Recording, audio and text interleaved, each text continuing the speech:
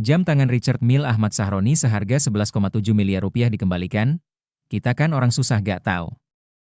Setelah menjadi buah bibir publik karena aksi penjarahan yang menyasar rumahnya di Jakarta Utara, salah satu barang paling mencolok milik Ahmad Sahroni akhirnya dikembalikan, jam tangan mewah bermerek Richard Mille, yang sempat viral karena nilainya fantastis mencapai 11,7 miliar rupiah, kini telah kembali ke tangan sang pemilik. Proses pengembalian tidak dilakukan secara diam-diam, justru, peristiwa itu terjadi di rumah orang tua remaja yang sebelumnya diduga mengambil jam tersebut saat terjadi kericuhan. Dalam proses mediasi yang dihadiri tokoh lingkungan seperti ketua RT dan RW setempat, keluarga remaja tersebut dengan terbuka menyampaikan niat baik mereka untuk menyerahkan kembali jam tangan tersebut. Saya juga udah bilang sama dia, anaknya, Pak Imamuddin, Kak, ini jam bukan hak kita. Bapaknya juga udah ngomong, kita pulangin ya. Kami udah ketemu Pak RT dan Pak RW, udah kooperatif juga dan jadi biar ini memang bukan hak kita juga Pak, tutur ibu dari remaja tersebut. Sikap terbuka keluarga itu pun membuat suasana penyerahan berlangsung tanpa gesekan. Bahkan, mereka mengaku tidak mengetahui nilai sebenarnya dari jam tersebut hingga menyentuhnya langsung. Bapak, saya aja pas megang jamnya. Gini, ini make jamnya gimana ya? Kita kan orang susah gak tahu ya. Lanjut sang ibu dengan jujur, penjarahan besar di rumah Sahroni. Apa yang sebenarnya terjadi?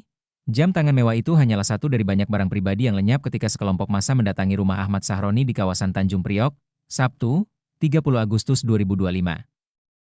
Kerumunan orang masuk ke dalam rumah dan mengambil berbagai barang, mulai dari perabotan rumah tangga seperti kulkas dan televisi, hingga pakaian, sepatu, dan dokumen penting, bahkan barang-barang unik seperti action figure dan berangkas pun ikut digeret keluar sambil diteriakan, duit rakyat, duit rakyat, duit rakyat.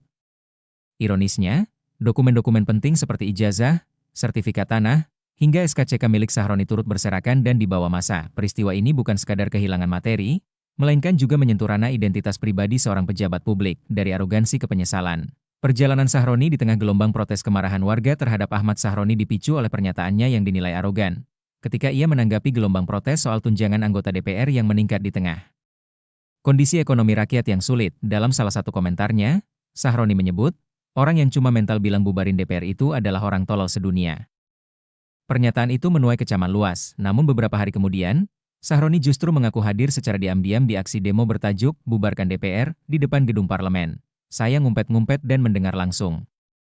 Dia juga menyampaikan apresiasi terhadap cara penyampaian kritik oleh massa aksi yang berlangsung damai. Penyaluran kritik yang benar adalah seperti yang di gerbang Pancasila. Itu bagus sekali. Meskipun demikian, Sahroni menolak kekerasan dan mendesak kepolisian menindak tegas para pelaku kericuhan, bahkan jika pelakunya masih di bawah umur. Saya dukung Polda Metro menangkap mereka-mereka yang anarkis, sekalipun di bawah umur.